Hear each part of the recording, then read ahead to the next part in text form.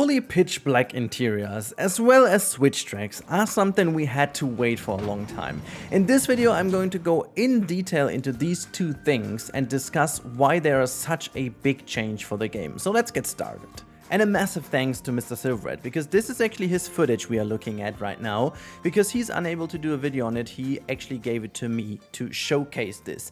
And basically we were chatting before he had his PlayStation, and I was like, hey, I've seen there must be some pitch black interiors, but I was unable to achieve it, maybe you find out. And basically what he did is he tested a couple of things and found out that as soon as you're using a double wall scenery, you will create a fully indoor area that is pitch black. And also he was putting down some cool lights, especially the neon light over here, and this is anything we've seen in this game so far. Look at how the light is reflected, and even if he goes outside of the building, anything like that is casting through the walls. So it's actually a fully simulated lighting engine that has a complete overhaul right now, which is mega, and it's gonna be a huge game changer for what we can do with dark rides and track rides and even like dark ride sections of coasters and so on.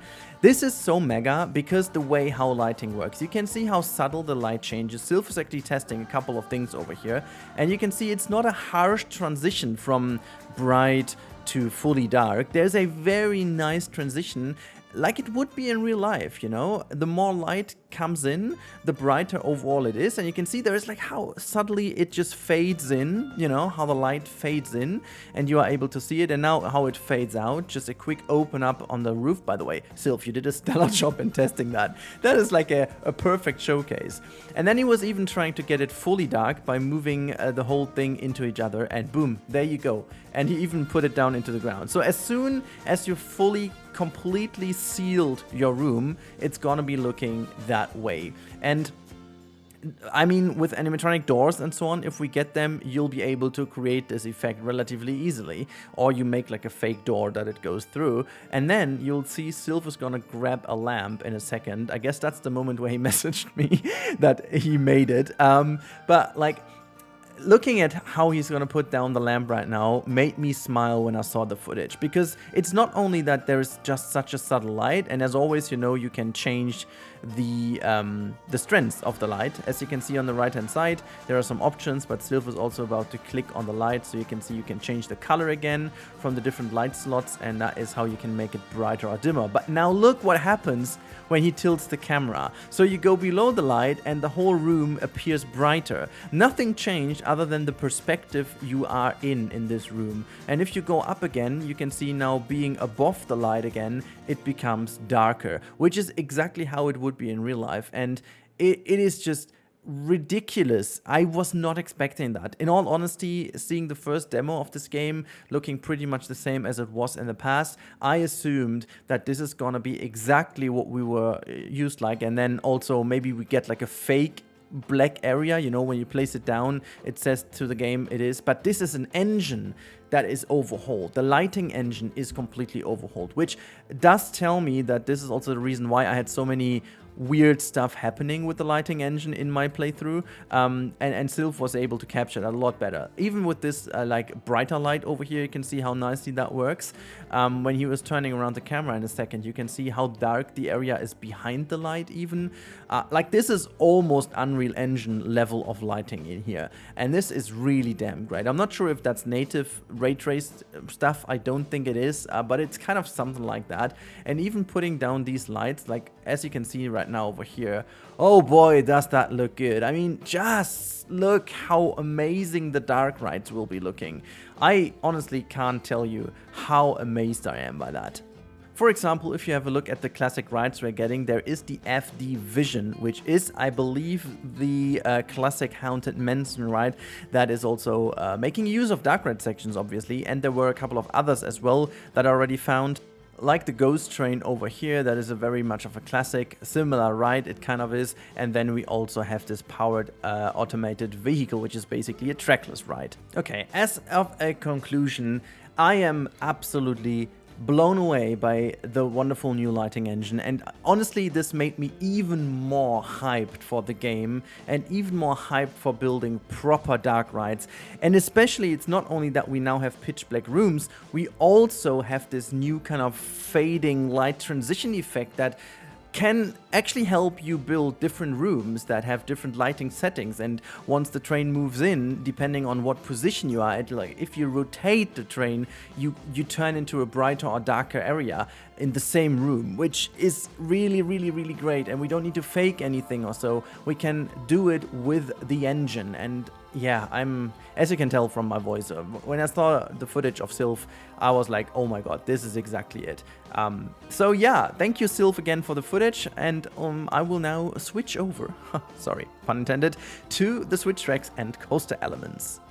Alright, and I'm gonna leave the game sound in here, so you have the actual atmosphere of the game a little. It's not finished though, but it was kind of cool to see how the different things like hydraulics and so on had already some sounds. There were a couple of wrong ones in here though, but yeah, so you can see in the menu to your right, the utilities have a whole bunch of stuff in there, from like the various different drop tracks going up and down. We have different types of turntables, and you obviously have normal track pieces, but there you can see I was just like trying to build all this stuff.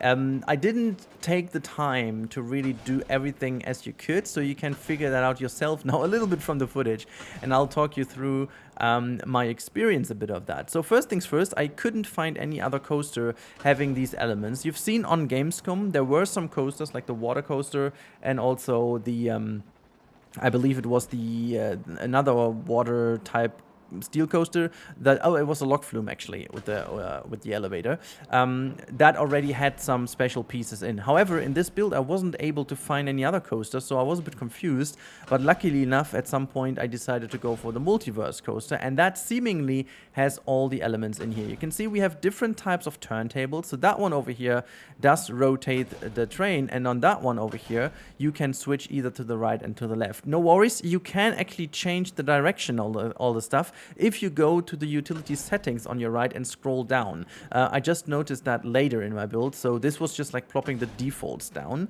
but they are customizable as you can see, and they have obviously different input and output values, so you can always say what delay it should be. You can obviously also put them into the sequencer, which is great because that means you can also do some very cool sequencer stuff, and that's why I left the Dark Ride section in the first part of the video, because now you can pair that already in your heads, how cool that is if you go into this type of switch track and you're basically switching into a dark ride section over here. You're going in there and then you don't really notice what's going on anymore, and then you're switching to a new track and you come out in a completely different area without even you noticing that.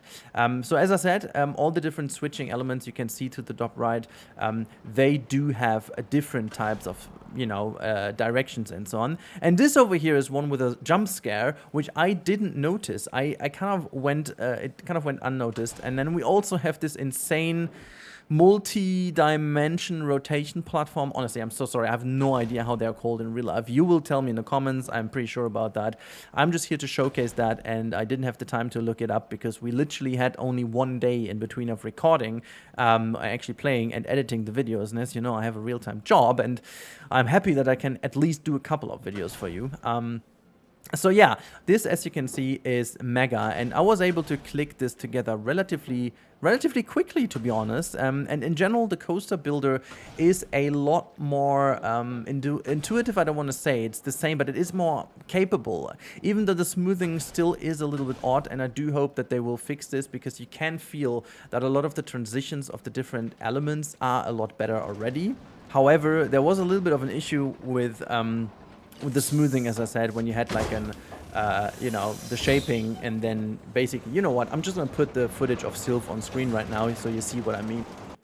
So here he is having this coaster, and he'll build this like 4-meter section of a roll, and each of it with the offset set to 2, and then smoothing the whole section basically removes the offset again, which is exactly the criticism we had in the first game. The only thing I noticed is that Sylph only chose to go for the full thing, so maybe as we now have the smooth direction option, as it was in the modded version, maybe that will solve the issue. Anyways, back to our beloved multiverse coaster, and you can see you can now, by default, by the way, manipulate the terrain. You don't have to go to the menu and change these things. You will see now that a couple of these elements basically are still work in progress, which is a thing we need to talk about. Not, you know, that's no criticism at all, because it's just there's still time to fix these issues. But the reason why I am a little bit more pointing at this is I personally believe that this coaster is used to bring in all the elements and make them work, and then they will also give them to other rides, because there is simply no reason why, for example, the switch track shouldn't be on most of the rides that realistically have this in real life too. So I was, for example, building a mine train coaster that you can see in the background, and I was hoping to find one there because a lot of mine train coasters have these type of switch tracks. Speaking about them, I really do hope that we will also get the chance to enlarge the section of the switch track so that we can still decide to how long the coaster should go now forward. You know, I mean, I have the station in the way, but realistically the coaster could go far in the distance before it turns around and goes into the switch track. You've seen that on multiple coasters doing crazy launches, or on, for example, the Everest Mountain in Animal Kingdom. There you have that one going to this crashed side, and then from there it goes back into the switch track. This is the scare drop, I want to call it, or jump scare, or whatever you call that one. I was actually not expecting this one, so that was a bit of a surprise to me, but all of these things look really, really good indeed. Now, jumping on board, I'm gonna use this to showcase the one finished piece, which I believe is the switch track, and just look at the animation. Oh, it's so good. Like how it snaps into the place and how it just kind of wiggles at the end. Really, really love that. But all the other hydraulics and so on already look good. You can see, by the way, there is still a texture missing on the end plate, so to say, of the train, or of the track. This is already done on the switch track. But like all the sheer movement in here, the hydraulics and everything, it looks really good. And honestly, I'm also very happy that it's not awfully themed. Like somehow you need some mechanics and stuff like that, so there is a reason why you would have that anyways. And yeah, I'm super glad to say, as you can see, here's a little bit of a better look. You can obviously recolor all of this stuff and theme it after your liking, but it's super subtle, and you can easily theme the whole area here. You can decide on how it should rotate, you can decide on how many wiggles it should do. Really, oh my god, Frontier, you absolutely smashed it with this. The only thing left is what is going on with transfer tracks. The reason I'm actually speaking about this is the fact that I feel like there is one big thing they're hiding away from us, and that is the stations. I wasn't able to change any of the stations in this build. There always was like an error giving me a message that a station can only be placed next to an existing station of the same type, which is super odd formulated, like phrased. I don't know what that was. And the sheer reason that you have a dedicated station tab while you only have the station in there that you can't build anyways because you plop it down and then there is a station, leaves me with the thought that it is absolutely a big chance that we are going to see transfer track, even not only like a cosmetic thing, but actually a meaningful thing, because we have talked about the new staff management with having a complete schedule, and also this game being now simulated with a full day with like different amounts of people inside of the park, and even changing weather conditions. As you can see, this is now afternoon in the park, and there was rain forecasted, and now it's raining. As you can see, we are still at 2 p.m. only, and I have played over an hour in the Sandbox. So that is absolutely great, and this leaves me with the thought that they are doing something on purpose here, and it would make sense for a later stage that you need transfer tracks in order to have more coaster trains on the track when it's getting busier in the afternoon, or depending on the season you are in, because literally you have the chance to get your mechanics assigned to a coaster and do some maintenance at a certain time of the day. Maybe it is even required to send a mechanic out to actively push the transfer track or something like that. This obviously would be mega, and this is guessing right now, but all the ingredients are here. So why would a transfer track not work when you have all the mechanics, already these crazy mechanics in the game? There's literally no reason why it wouldn't. So all I can say is I am really happy with what I've been able to see over here. Thanks again to Sil for lending me over this wonderful footage of the pitch black interiors, and this together makes ride building completely new and puts it on a different level. Thank you so much for watching. I hope you enjoyed that, and let me know all your questions in the comments down below. And if you haven't subbed to the channel, this is the time to do so if you want more content like that in the future. Thanks so much, and goodbye.